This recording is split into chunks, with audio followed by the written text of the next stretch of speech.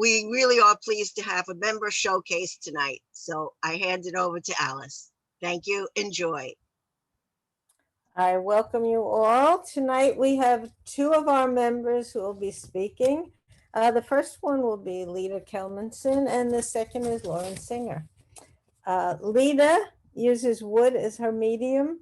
Her sculptural objects deal with social issues. Each piece combines both carving and additive processes. In the past, Lita has experimented with casting polyester resin. However, due to its high toxicity, she's discontinued doing that. One of these sculptures is permanently in the collection of Rutgers University. Her work has been exhibited in museums, galleries, alternative spaces on Long Island, New York City, and the East Coast, including the Heckscher Museum, DM Contemporary in New York City, Silvermine Guild Arts Center in Connecticut.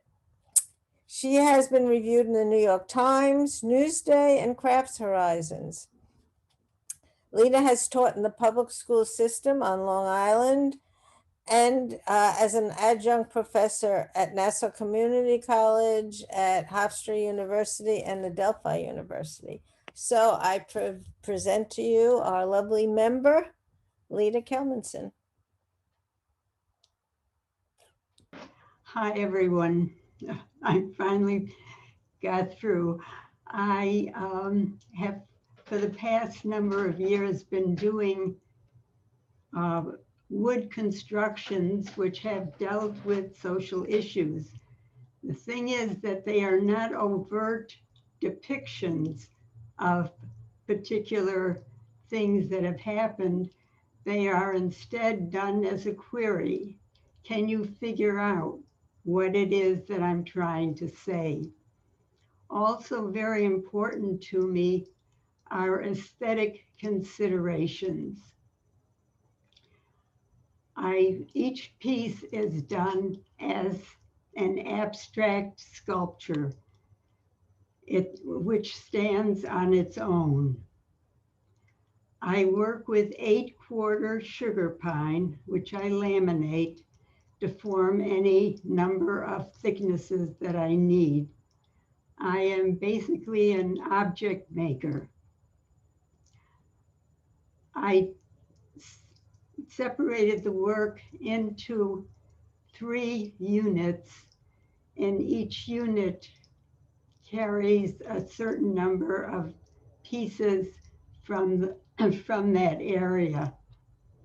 The first group is called Where Poppies Grow, and it is called that because it was the war in the Balkans that started it.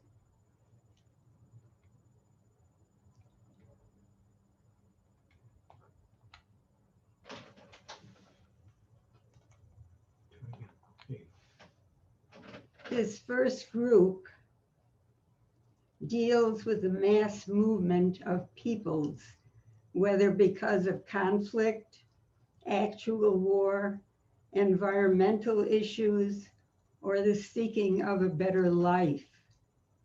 This piece is called Memories.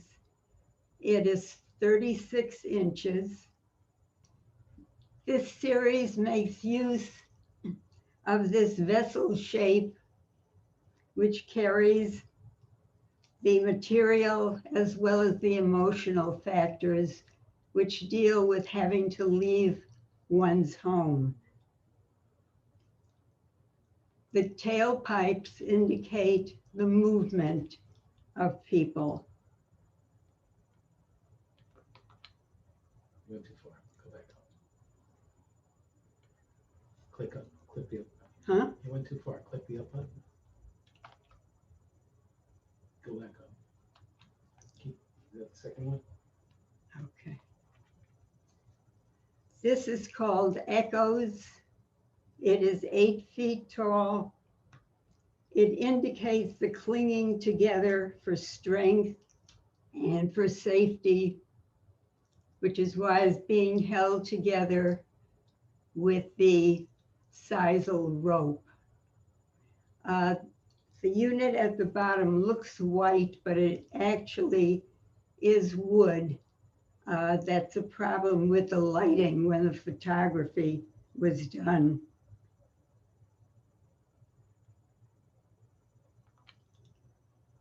This piece is called Realities, Delusions. It's also 8 feet, and it emphasizes the long journey seeking new roots. It tries to simulate perspective by being a little bit wider down at the bottom and being narrower at the top. And this is the movement of the caravan as it was moving along, seeking new places. This is Commentaries. It is aluminum in color. It is 50 inches, and it indicates the experience, the loss that is experienced along the journey. That little bouquet up at the upper central area mimics the little poppies, the paper poppies that are usually sold at around Veterans Day. And it started around, I think, the First World War, although you didn't see them this year because of the COVID. You usually see veterans selling them to make money for veterans' problems. And the ribbon, which is flowing through another one of the tailpipes down at the bottom, indicates the loss that is experienced.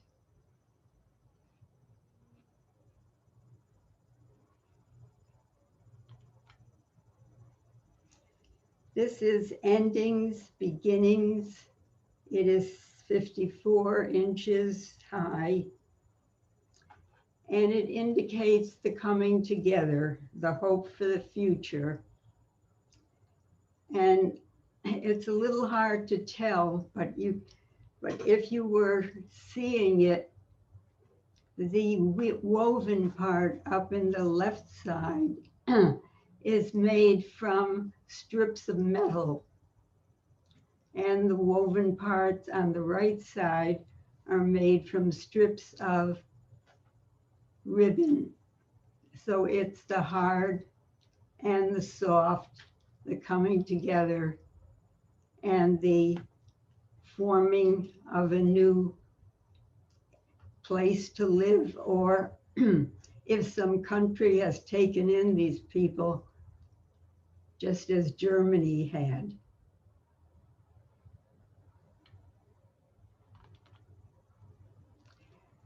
The next unit is called Portfolio because these are pieces that were individually conceived rather than being part of a series.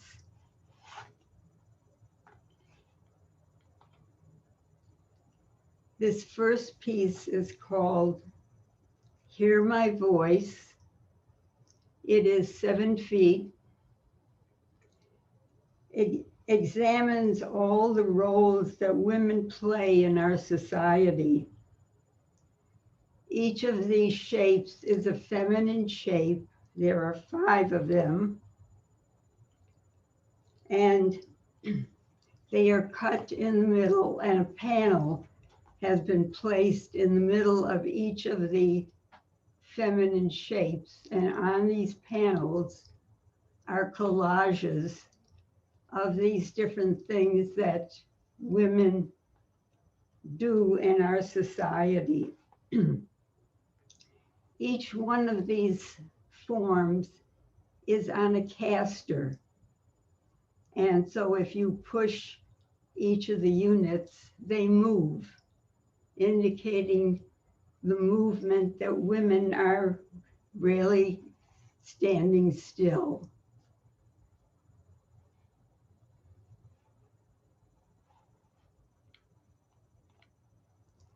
This is a close-up of some of the collages.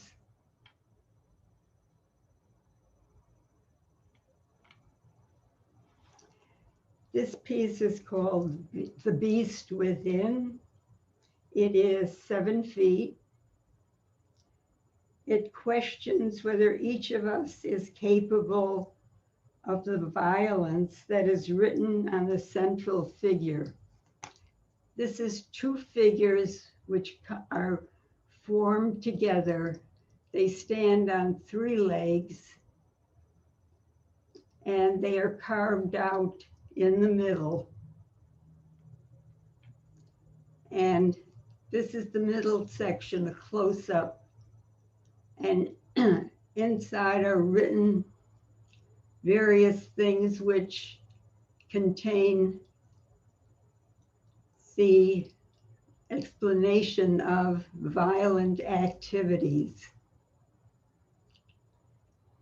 The problem is how many of us are capable of this violence?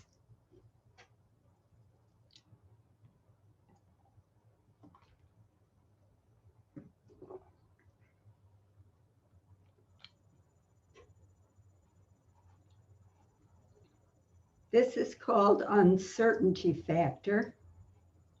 It's approximately 3.5 feet. And it questions the idea of belonging. I had gone to a lecture where the idea was, it was on very early philosophy, and the idea was that if you had a circle and a group of people were within that circle, they felt as if they belonged. However, if the people outside the circle, they felt as if they were alienated. So the idea was to invite them into the circle. It impressed me as being very interesting sentiment until I thought about the Hitler's youth and how they were encouraged to belong. So I turned it into a game. And I think you can notice that now it is placed on the wall, so it can be a wall hanging. Up at the top right area is a kind of clock which has a moving hand on it, and there's a little motor on the back. And you are capable of setting up the rules for the game.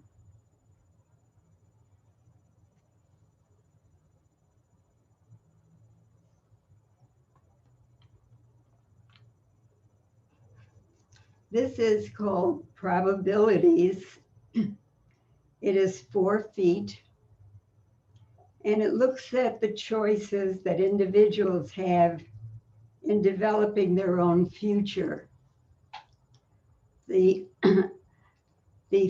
figures, which is quite obvious of either male or female, kind of cut in half, and hands are holding the pieces together, and in the hands are separate units indicating some of the things that we might think about in terms of how we feel about ourselves, and what it's really an inward looking kind of piece.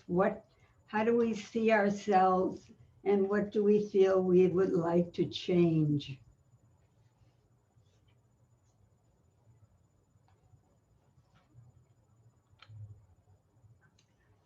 This piece is called Censored. It's 58 inches wide. It deals with the curbing of dissemination of vital information to the public. So the figures are basically hollowed out, They're placed on their sides, and these wooden ropes are placed around them to pull them together, and pulling even tighter are the hands that are placed on these wooden ropes. And if you think about it, the area that we have just heard about, and we've never heard about it before, is what we learned recently about what happened in Tulsa, Oklahoma. So these kinds of things are kept by the government or by just people who are trying to keep information away from us.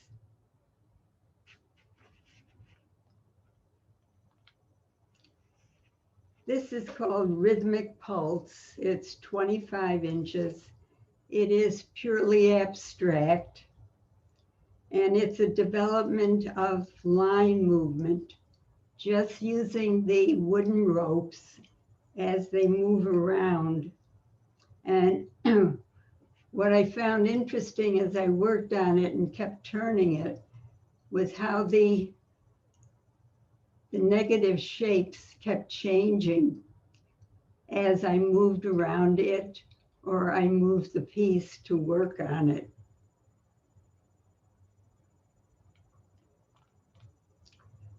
This is called Gatherings 5. Each of these units is 5 feet. And basically it is another abstract piece of work.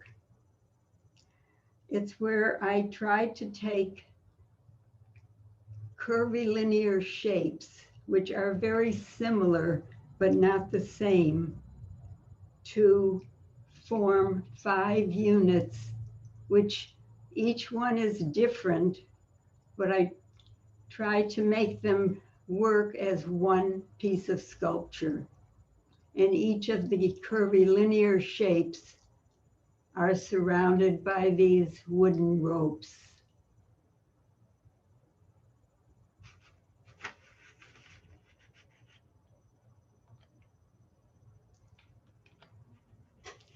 This last unit is called the garden. It's called that because it is an ongoing series which probes the disparities of surface beauty, masking deeper realities. And all the pieces are based on growth forms.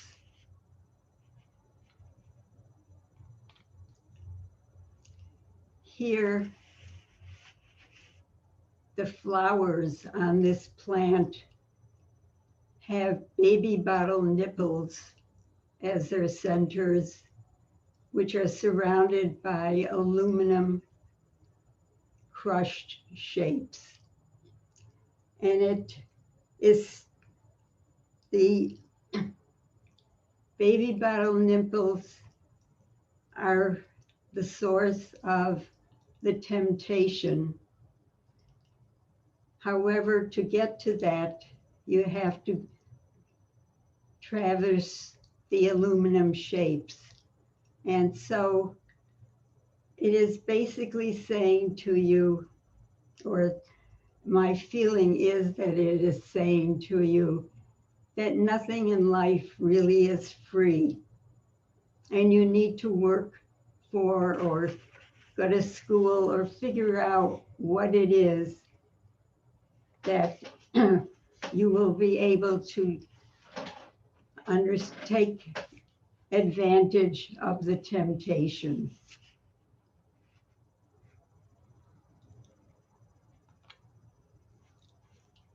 This is bitter fruits, and it starts out with these bulb shapes.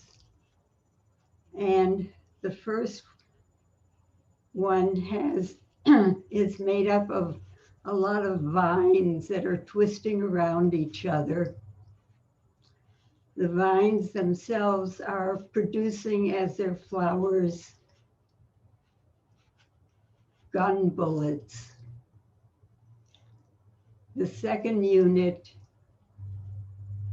is producing out of these shapes little airplanes. And the third unit, as it slinks around and its pod is open, is showing little grenades.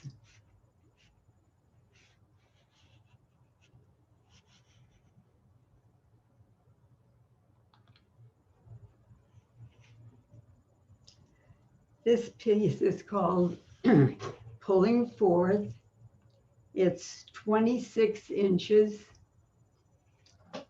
And from this mass of these wooden ropes are little hands which are pulling on any of the units that are sticking out from this mass. And basically they are pulling out new thinking from this mass, which represents the usual kinds of thinking in terms of problem solving.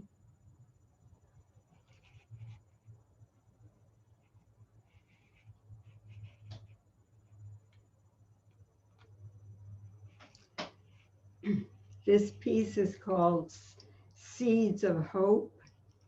It is approximately 6.5 feet. And what seems like a very lyrical plant is covered with plastic toy soldiers whose armaments are covered with white flags.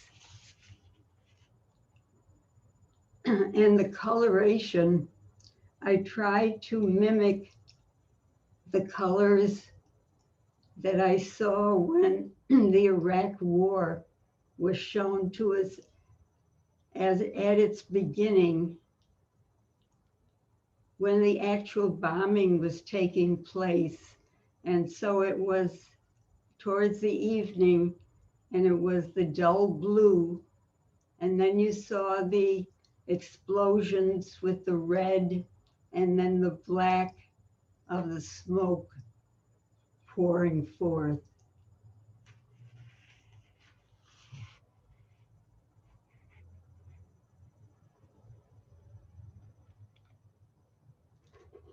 This is Sound of Silence. It is 23 inches, and it's based on a poem by a young woman whose village was destroyed during one of the wars. And this poem was found. It was obviously written in haste, but it laments the feeling that she will never know what it is to be close to someone. She won't know to know the love of someone.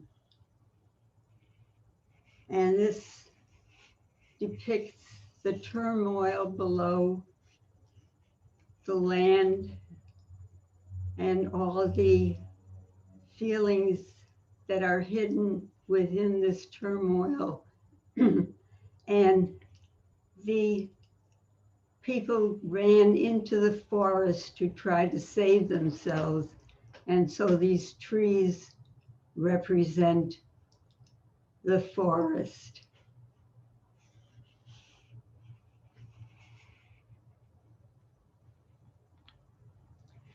And this is Reaching, which is approximately 5 feet. And its sinuous strands of wood weave around each other in pursuit of the idea of trying reason rather than conflict to settle issues. Written statements by philosophers, newsmen, poets line the strands as they weave around. And if you notice up at the top, one little bud on this hand-like unit is beginning to sprout. hopefully some reasoning will be tried. So if there are any questions, I think I can take them now. Lita, you mentioned that you laminate the wood, but Yeah. can you tell us a little bit more about your process? How do you get the wood to just look like a piece of yarn? What do you do to master the wood? Well, I draw a shape, a rounded shape on the wood. Then I cut it out using a hand saw, a saber saw, which is electric. And then it takes quite a long time to file it and sand it so it looks rounded like a rope. And then I use a dowel to add it to another rope, which I have also done the same thing, cut it out, sand it, add it together. And I use a wire to show me what shape I need to cut the wood itself. Actually, I had the same question. I was really curious how you get the curves and the vines and all that. And I can't, it's so painstaking. I just can't imagine. I have sort of sorry for the train there. I have a philosophical question. Your work deals with such heavy topics. And I guess I just want to know, how do you keep your spirits up? My goodness. That's a good question. And every once in a while, I just do abstract work. Okay. And one other quick one. Do you ever just do a piece just to see how it comes out, and then you create the narrative after the fact? Actually, it's the narrative that stimulates a piece in my head so that it is the incident itself which causes the way it looks, which sits in my head. So I don't do it the other way around. It doesn't make sense to me the other way around. It's just the way my head works. I've heard that that you have a teeny little space that you work in. Is that true? I work in one of the rooms in my house. Yeah. I'd love to see it. Mm. Okay, if there are no other questions for now, if you have further questions, just put them in the chat. Now we will go on to our second speaker, Lauren Singer. Lauren Singer is a mixed media artist, an art educator, and a dance fitness instructor. Her current work includes weaving, found object construction, and works on paper and metal relief sculpture. She has been motivated to create art that addresses the environment, politics, social issues, food safety concerns, personal and women's issues. That covers a lot. Her work has been in solo and juried group exhibits, galleries, museums, and fine arts craft fairs. Since 2016, she's been a member of our board. Formerly, Lauren was a creative arts therapist and worked with hospitalized psychiatric patients. She was a visiting instructor at Pratt and has taught at the Art League of Long Island and at numerous libraries. In response to the COVID crisis, she's been teaching expressive art workshops for libraries on Zoom. Her work has been featured in Newsday, the Northport Observer, Great Neck News, Village Connection Magazine, and Pulse Magazine. So go to it. All right, so I'm starting off with my garden because it, I think, is a great parallel to who who I am and what I like to do with my art. You know, there's just always, there's something going on, so many layers, and I'm very drawn to, I guess, a multitude of things. And I think this garden full of weeds, but also full of flowers and things and layers will just essentially express who I am. Let me stick to my script, and that way I'll say things a little more clearly. All right. I'm very happy to follow Lita. I think her work is just extraordinary. And I'm also, I feel that some of my work overlaps in theme. So it's interesting to see, you know, how we treat the different works. But moving on, this is me just years ago at post-college showing some of my work. There's etchings and lithographs there. And it just shows my interest. This was with my mother. My mother was an artist, and she was exhibiting at these outdoor shows and indoor shows, and she gave me some of her rack space. So that was pretty amazing. And some of my work here, the top right work is a collograph of two tango dancers, and the one on the top left is a etching of folk dancers. So it just shows my interest and where I came from in terms of going to art school and, you know, focusing in printmaking and painting for the most part. I did take one weaving class. I did take a weaving class in college, and the teacher was so horrendous that I didn't think of taking weaving up for quite a long time. She hated what she did. But I was lucky in my first job as an art therapist in a nursing home. I ran the craft shop there, and the residents were making these incredible weavings from simple frame looms. Some of them had stroke and they were using their non-dominant hands. Some were blind even, were asking, what color can I use next? It was incredible. And so I became hooked. And luckily for me, someone gave me a loom. It was a donation, and I went to School Products, took a class as a refresher, and got going. So this here is just a very simple weaving, one of my first, with one of my pieces of little pottery on top. And it was the pottery is really just one that I glazed, a piece of greenware, but it got me interested in pottery as well. And I always loved the combination. And one of my best buddies who's here tonight from California was a potter, and I always was moved by her work, so I wanted to do some too. And this weaving is just a plain weave over, under, but the texture of the yarn is what makes it look a little more complex.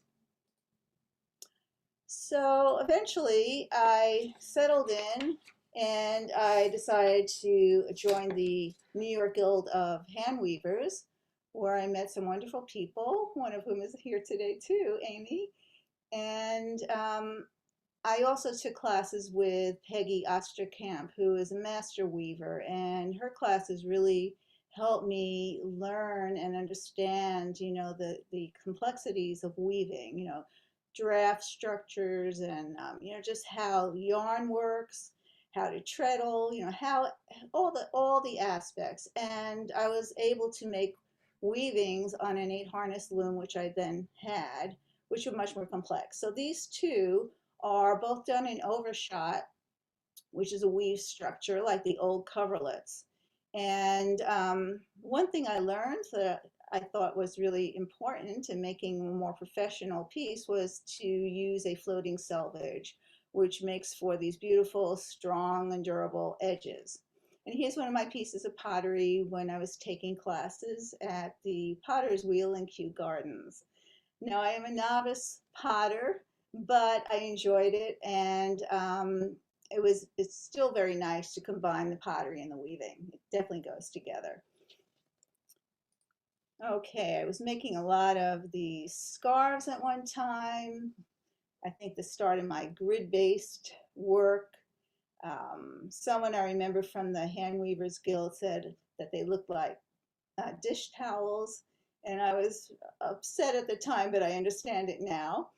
I think it's because they're in pearl cotton. It's a cotton, but I made tons of them and they were popular, and so I was happy. And I also got a wonderful reward in the sense I got some acknowledgement from Interweave Press when they gave me an award of excellence for my weaving, and some of these were shown.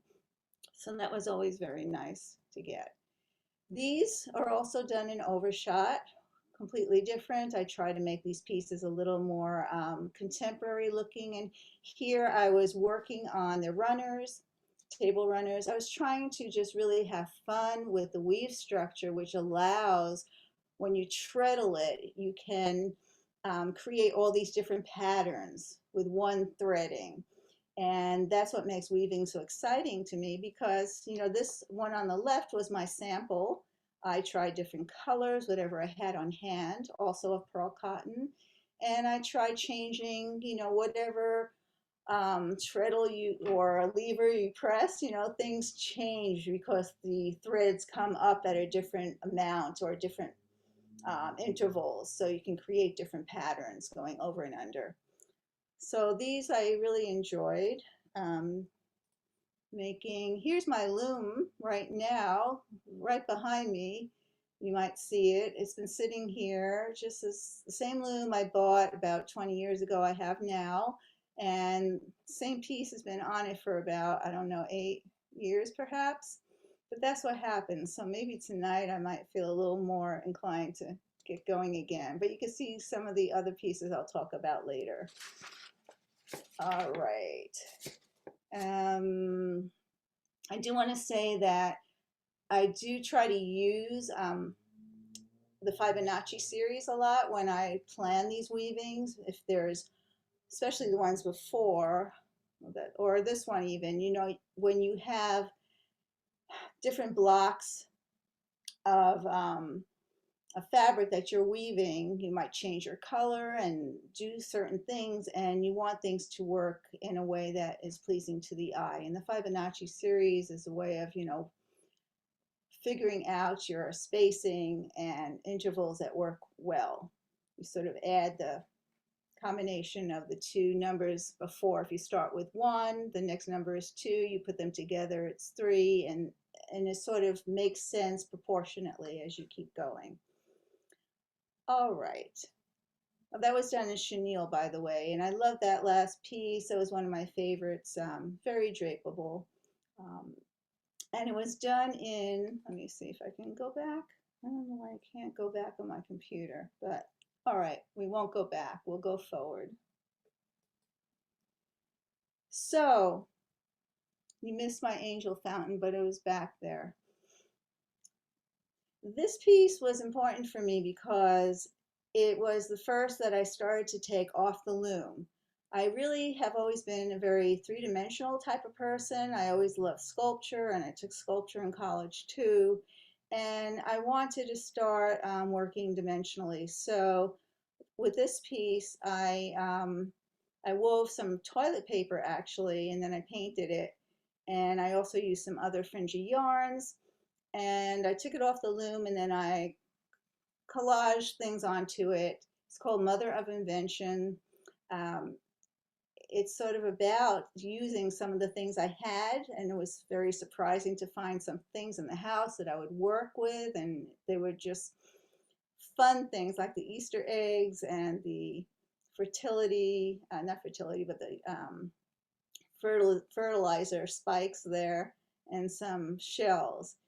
And I just took a risk, and what happened with the risk taking was that I entered it in a show, and it got honorable mention at the Nassau County Museum of Art Long Island Artist Show. So that was for me like recognition that yes, you can do these crazy sort of things, and maybe it'll turn out okay.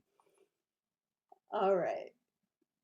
So moving along, this is one of several figures I started doing based on the Shanti fertility figures. This one's called Fetish Figure, and I started really working more three-dimensionally and figuratively.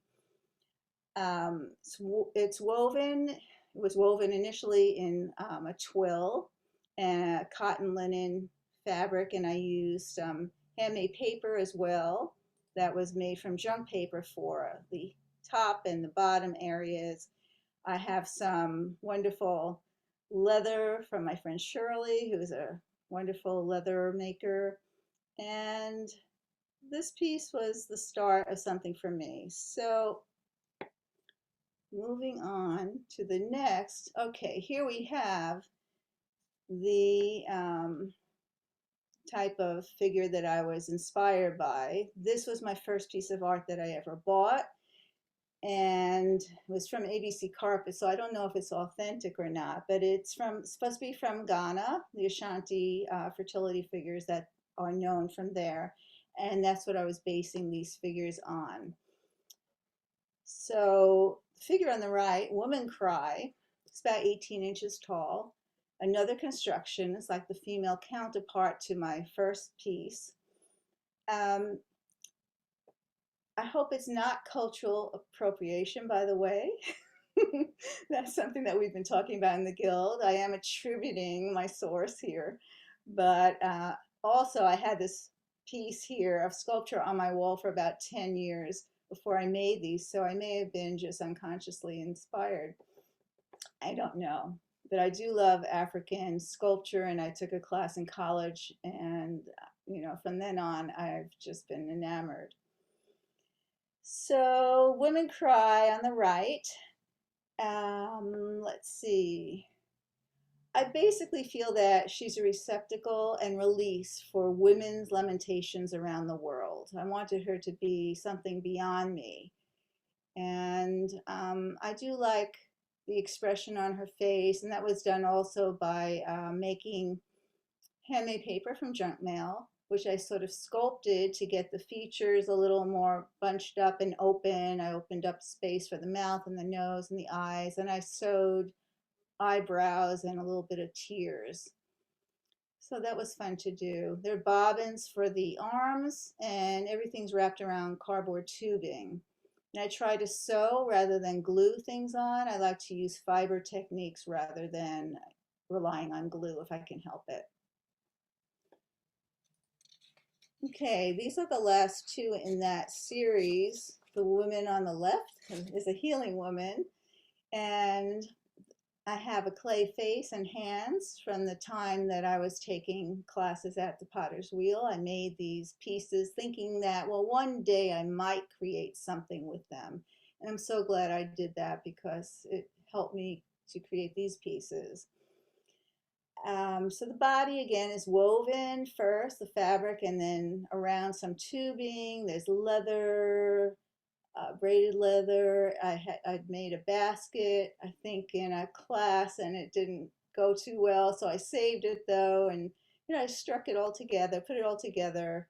I have a circle in the back with holes that I made, and I put these hair pieces, which are pieces of, I guess, basketry fiber, sort of tubular, into those holes to make that sort of headpiece or hair. And the figure on the right is called Through the Body of Time. And a reclaimed meter box created the spark of inspiration for this piece. Natural and industrial elements are juxtaposed in this body electric that's charged with the creation of life through time. And the little pine cones, I think, the breasts were gifts from Connie. She once, in our guild, we all give each other little things that we don't need. And I remember Connie Wayne, who's here, gave me a little baggie of these acorns, and they were perfect for this. So I thank you, Connie. All right. Of Light and Darkness. This is one of the first pieces that I created using this old bent grid that was from copper enameling.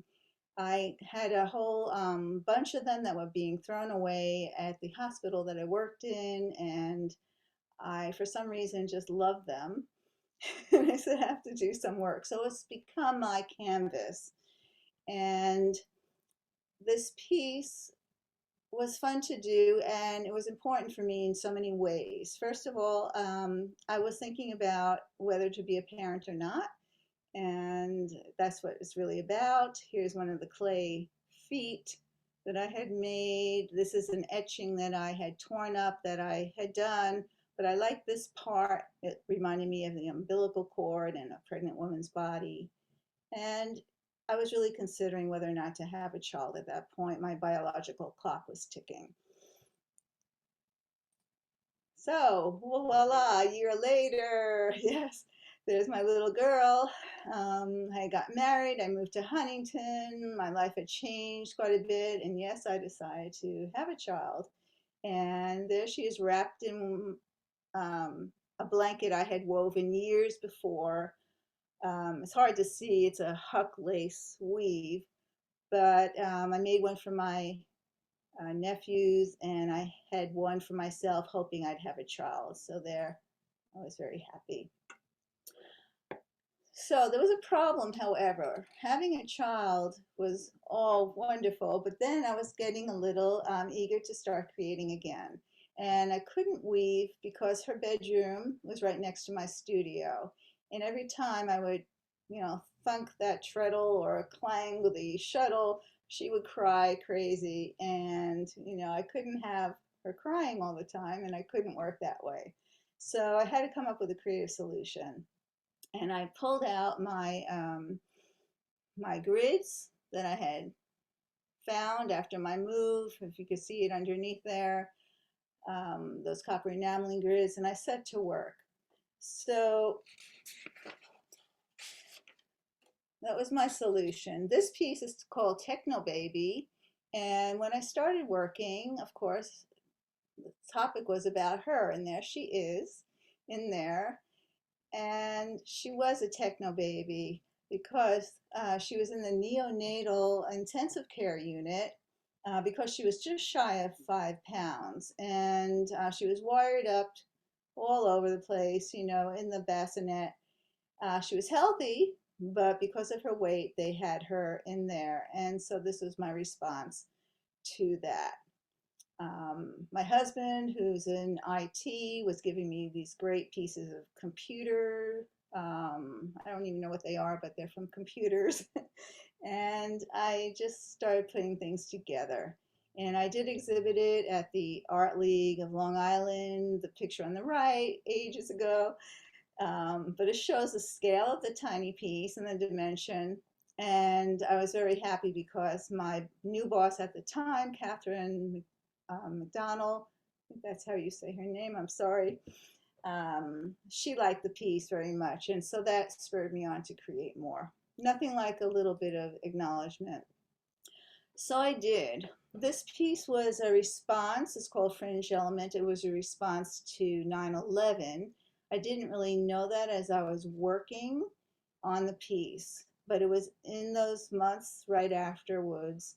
And I remember working on this, and it was bristly and raw, and I didn't know what it was about, and it bothered me because I was an art therapist, and I normally have a finger on the pulse of what I'm doing, and I just couldn't get it. I called it Winter Garden, and I just didn't know what it was. But afterwards, I decided I would meditate on it, and that helps me sort of center myself and figure out what I'm doing. And I realized that it's about what happened. This almost looks like an edifice here, one of the buildings maybe, a flag, whatever it was my way of dealing with something that was, unthinkable. And I think it was an inexpressible thing for me as well. So this piece, Are You For or Against? These are very small, by the way, all of them. They're like 6 by 6 inches. So this, I don't know how big your screen is, but on my screen it's much bigger than the actual piece. But it's an anti-war piece that was made during the continuing horrendous decimation of Afghanistan. And I couldn't stop thinking about their beautiful culture and the people that lived there. And I remember President Bush saying in his fight against terrorism, you are either with us or against us. Well, I just I don't know. I just didn't like that comment for some reason. And I interpreted it as, well, are you for or against destruction of lives, of homes, of families, of dreams, of water, of food, of sleep, of safety, of sanity, of law, of due process, of civilization, of smiles of children?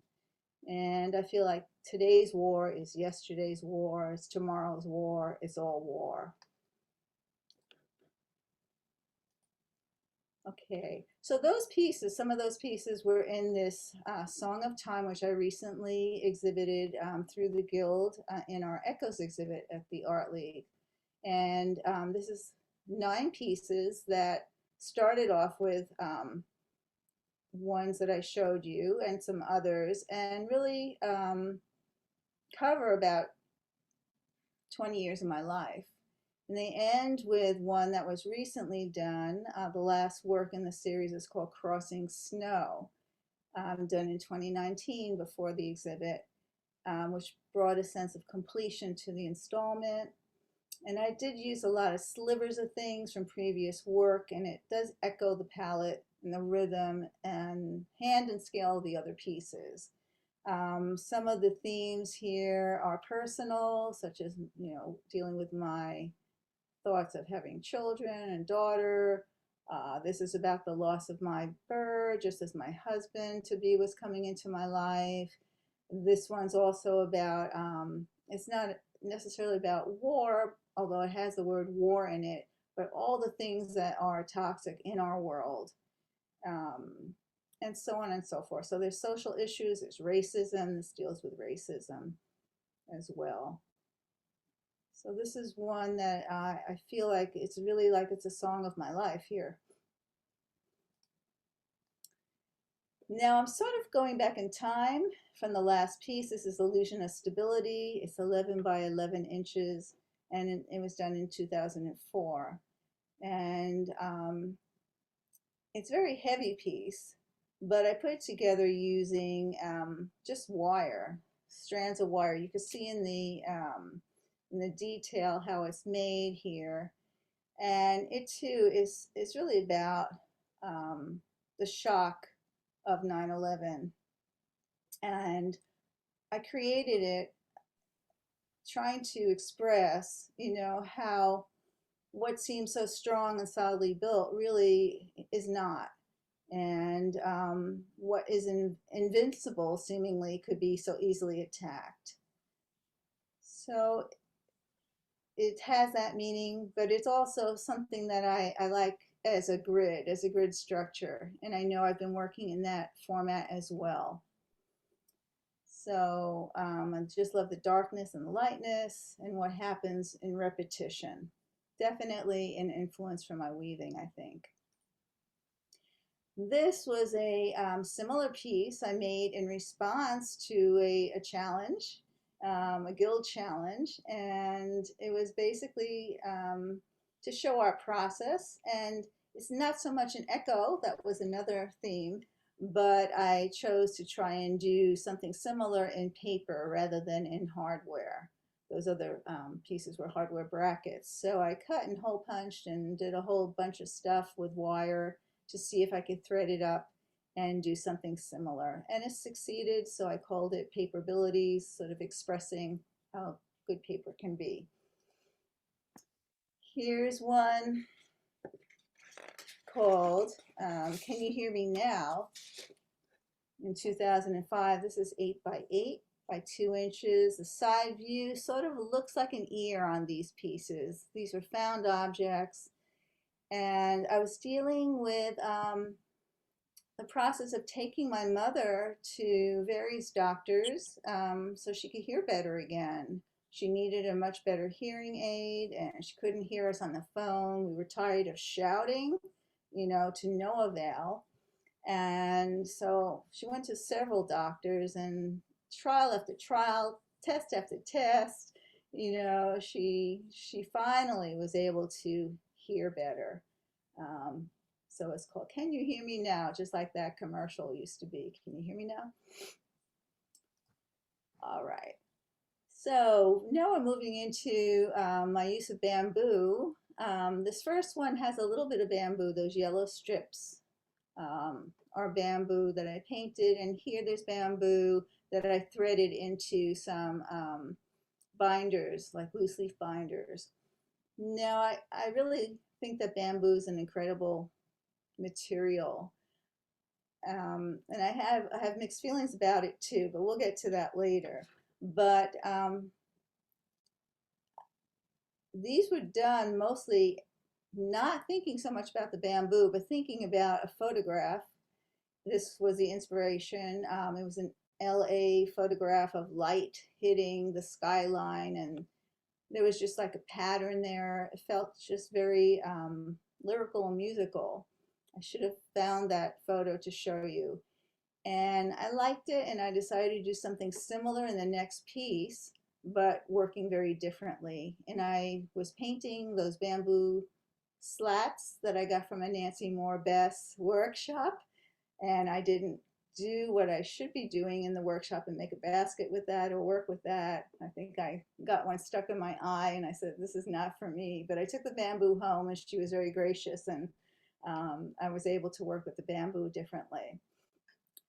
So yes, LA Rhythms, I really enjoyed this piece. I always wanted to do a bigger one, and I have tons of these binder clips, and I just have to find more bamboo.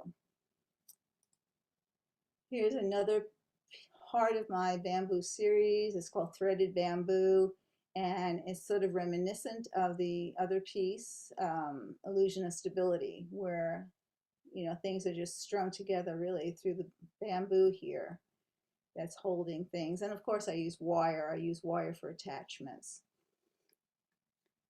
I did want to say way back when I had my daughter in the next room, instead of doing weaving, I found my solution was really to use wire and work on these grids, because I could put the wire down. It wasn't messy like glue or painting, charcoal. At a moment's notice, I could just stop what I'm doing and attend to her needs. So that's really why I started developing these pieces. This was one that was about bamboo in my garden, and it's called Bamboo Mantra. And it's a personal story, my frustration over my neighbors advancing bamboo in my very well-ordered garden at the time. And my realization too that, well, bamboo is like fantastic, it'll save the world, we should use bamboo more. So I ended up making this piece which dealt with my anger and frustration, and it sort of scrawled, the bamboo, this bamboo, but then it sort of coalesces into the bamboo that invades my garden will sustain Mother Earth. And I do believe that. I think we just, especially in the Western, areas here, we don't use bamboo enough. It's amazing. It's, so resilient. It does everything. And I think it's, in terms of any impact on the environment, is like the best thing we could use. So I did sell this piece for quite a good sum for me at the time, and I was very pleased about that. I wish I had taken a better photo of it. Now I learned my lesson.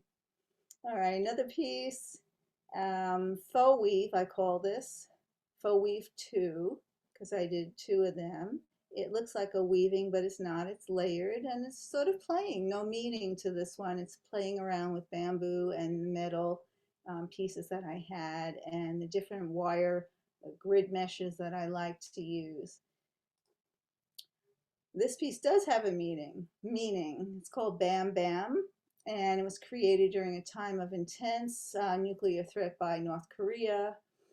And the piece was actually woven from a bamboo fan that was from North Korea. It actually said it there on it. It was my mother's. And I sort of wove it delicately together with a huge safety pin. And it talks about the duality of the Korean culture and my wish for them to make bamboo, not war. You know, I wish they would just go back to their cottage industries. And the wishbones at the bottom too sort of reflect that threat and the fear of what might happen. Here's another grid-based work. It's really solely about the components. I loved working and stacking them. On the right side, you can see that there's like three stacked together, and I call it Peekaboo Blue because I found some wonderful blue hardware pieces. I don't know what they are, but it was exciting because you usually don't find those things anywhere. And I showcased them. I think I missed a piece. All right, let me just see if all right, refugee. I just wanted to talk about this piece. It's made of a wooden carved foot, an electrical box that I was discarding when we upgraded. And the Iraqi war was a big thing in my life. I just was very affected, like most of us are, from dealing with war and the news and seeing these images, people who were displaced. And I thought, well, we are so lucky here. We tend to think of those refugees as them, but it could happen to all of us. And I wrote at the top there, but for the grace of God, go I. And it's just a terrible situation. Your homeland is ravaged. You can't go back. You're threatened. I have all these wires to show how this tender foot can't step here nor there. You go forward, you don't know what to expect. Are you safe? And this feels very much like a landmine to me. So, refugee. Okay. This piece is another grid-based piece. It was inspired by a call to work from the Guild to create an echo. The theme of the show is echoes, and I created this piece to go back and sort of be reminiscent of the piece that had the blue inside, the Peekaboo Blue. And I selected similar hardware for the outside, but I found some wonderful pieces of copper brackets. And I made it more contemporary. That piece was 10 years earlier. I found some barcodes, which weren't in use then, and I collaged them together. And I sort of liked how the piece here, some of the shapes here echoed some of the shapes in the barcode. And it gave it a nice graphic contrast as well. I did a lot of work, and I don't want to take up too much time on these, but I did a lot of work on the environmental theme of what goes into our earth these days. I don't use pesticides or herbicides, fungicides. I just can't fathom what's going to happen to our earth if we keep using these chemicals. And the piece on the left is, find it, just want to get the information. It's called Into the Finely Woven Earth. It's 18 inches by 17 inches, and I wove some fiber shades that I cut up that were left over from when I was doing some shade work. It may have been paper. I've done both and painted it. I wove it through the grid to represent this finely woven earth that we have. And in here, sort of like under a smoke screen, I have what I called cute little abbreviations for abominations, continue and continue and continue. Can you read behind the smoke screen? And if you can't, what I wrote was, PCPs, which are used in herbicides and fungicides and pesticides and many other things, highly toxic. CFCs, which destroy the ozone layer. GMOs, which are genetically modified organisms, which change the DNA of our food and also affect the soil and everything of that sort. And VOCs, volatile organic compounds. And I wrote it, etceteras and lies, and that kept repeating.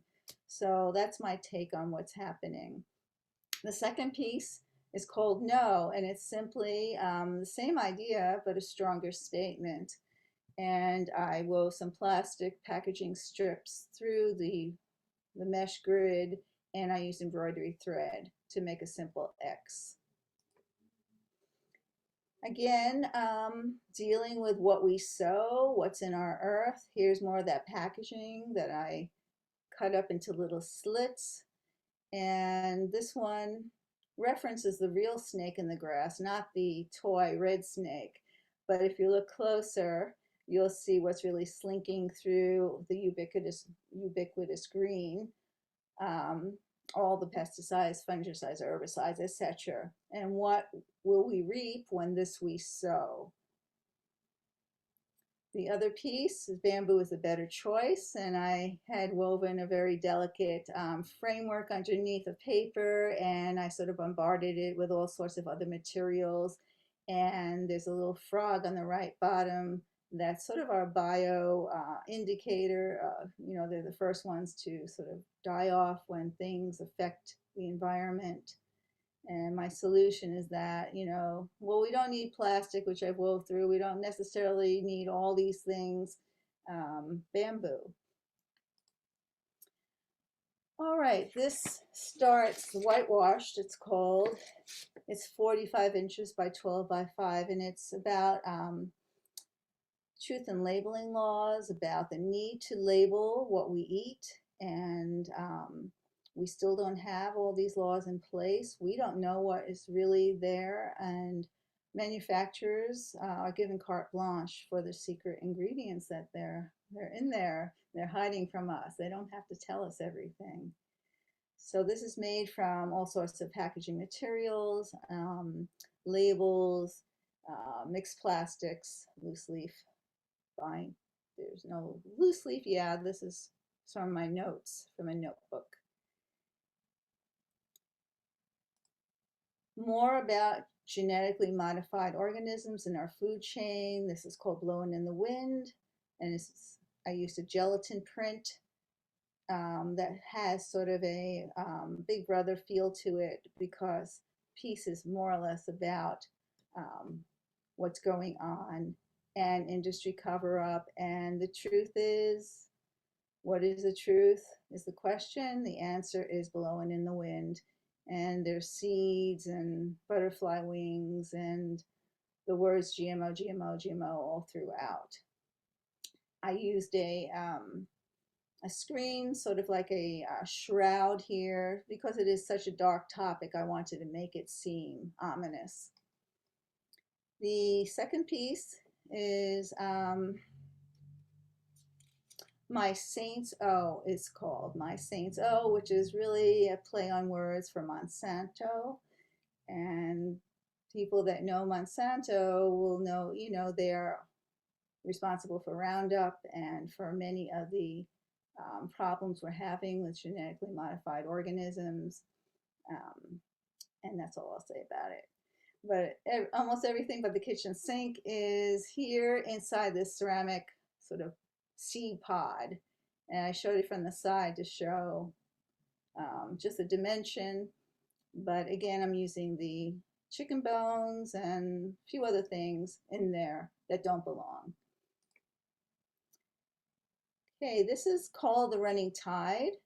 It's in my beginning entryway of my studio where I am now. And it's one that I really love. It's woven, knitted, stitched, hand cut applique. And the title comes from a favorite poem, Sea Fever by John Masefield, and reflects my love and concern for the ocean and addresses the red algae that was, you know, really toxic, and there was a lot of incidents of red algae going on at the time. It might look interesting and beautiful, but it's toxic. And I love how things look in connection with other art. And so when this piece was at the Art League first show, their gallery is just tremendous. And I love Kevin Larkin's work. And I was just so pleased that Susan Perigallo, the director, put them together. And I think they just really go well together. It's pretty amazing what happens in both pieces of artwork, you know, this shape and movement. So that was fun for me. All right, I know that I'm coming into I'm almost done. This piece is mixed emotion, play on words, mixed emotions, continuing my use of springs and spirals and coils and weaving. This is woven paper in here. It was really dealing with my daughters leaving for college, and, you know, saying goodbye. The 11th hour, this was a recent piece that was just in our virtual show that we had.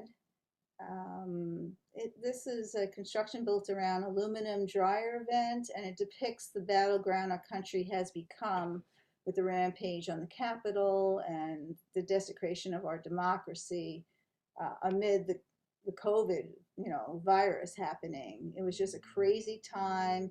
The clock was winding down on Trump's presidency, and I show this cartoon figure turning its back on what's going on in the world, or, you know, everything's moving and this person is not in charge, clearly. So the cartoon characters not only sleep at the wheel, but, you know, really away from turning his back on the tangled mess that was created. And it uses the theme of safety pins again, that I had started with the Bam Bam with that big one safety pin. This is constructed and held together by safety pins. And it really symbolizes not only my sort of anxiety, it sort of binds my anxiety, or it did at the time, about what was happening, but it was to just represent how everyone was feeling so vulnerable and we didn't know what to do. And the safety pin obviously can't hold things together securely, you know, as an attempt, you know, grasping at straws. Oh, and some necklace pouches. These are quite different, but I do these as well, little weavings. I'm going to just show these fairly quickly because most people know these. I've done some with feathers, some with patterns. I started working with beads, lots of pattern making. So I've really enjoyed doing these, and I started doing them when my mother was in the hospital, and I wanted to just bring something that she could engage with, and it stuck. And I have to thank my good friend Amy for showing me how to make a bag from a simple frame loom, cardboard loom. I had been weaving a little tapestry style, and she showed me, well, you can make a little pouch here. So thank you, Amy. And I started doing some flatter pieces, little simple things. I'm not a tapestry weaver by any means, but I enjoy making them. They're nice and small, and I can do many things at once. And here's the studio that I'm in, right to my right. Please see more of my work at laurensingerart.com, and thank you so much. And I welcome questions. And before I end, I just want to say a note of acknowledgement, because to the Craft Guild here, because my growth and professionalism as an artist and craftsperson, I mean, could not have happened without this guild here in my life for 20 years. We have such great presentations and excursions and a group of people. Everything we do, you know, it's just been so meaningful, and I just love it, and I thank you. Thank you, Lauren, and I second the motion. I have a question. Sure. I saw when some of your photographs, especially the one at an angle, it looks so large, and I love the scale of it. Have you ever considered increasing your scale by a lot? I have, and the funny thing is, I used to work very large when I had a larger space. I love working large, but I have a very tiny space. Also, like Lita, my second bedroom here, fourth bedroom is my studio, and it's not that big. And I have a loom here that takes up most of the space. So I usually work on a little snack table, and that's, you know, and sometimes I have space downstairs, a countertop, but I don't have the space for it, and that's really the reason. Thank you, though, for the encouragement. Any other questions? Not a question, but a comment. Just was a wonderful presentation. Both of you, the work was amazing. And I'd just like to say I've seen some of your work, but I didn't realize how the extent of what you have accomplished. How do you do everything? I take the Zumba with you, and that takes some time and energy. And I'm just amazed at what you have accomplished. Really. I'm a workaholic, I think. Just doing stuff I love. One thing I think, for me at least, complements the other. I'm able to, when I'm doing exercise, I can release any tension. It helps my body not be cramped and working so tightly. And then how much exercise can one do? So there's time to just sit and do the work I do once in a while. I'm not gardening. Judy? Lauren, are you working on many things at once, or do you tend to do something, finish it up, and move on? Sometimes I really focus on one piece, but there are many times that I'll have some little weavings going on, the amulets, and then I might have an idea for a more serious piece happening. I do choreograph, so that lately is what I do mostly in terms of creative outlet. It does take a lot of energy in a different way, and I enjoy it. It's for my dance and Zumba classes. So it's hard to do it all at once. It really is. My daughter's living with me. My husband's here. They need some time too. And I know you also play the drums. So. It's fun. I have a question for Lita. So, Lita, when you laminate and work with your wood, are you using materials that have fumes or are toxic in your home environment? No, not anymore. I work with Elmer's wood glue. That's good. And that laminates, that holds it together. Yeah, wood glue, wood. Yeah. Yeah, you put it on both sides, the underside and the top of the other one. Put them together and then clamp. That's Right. very important. I'm Put glad a you know. strong clamp on it. Mhm. Be nice at some point for us to show our studios, 'cause I'd love to see where you work and the tools you use, because it looks like you would have this huge studio with all kinds of machines and Yeah, no, I don't. I work a lot outdoors on my picnic table. I wanted to thank Lauren for inviting me, and I really enjoyed hearing the sequence of your story. I've seen pieces off and on over the years, but never this much. And I was aware of your concerns about the dangers of chemicals, but I didn't really know it as part of your work. I also wanted to say that I still have in my studio dyes and wax that you got rid of because you thought they were dangerous when you were having your baby.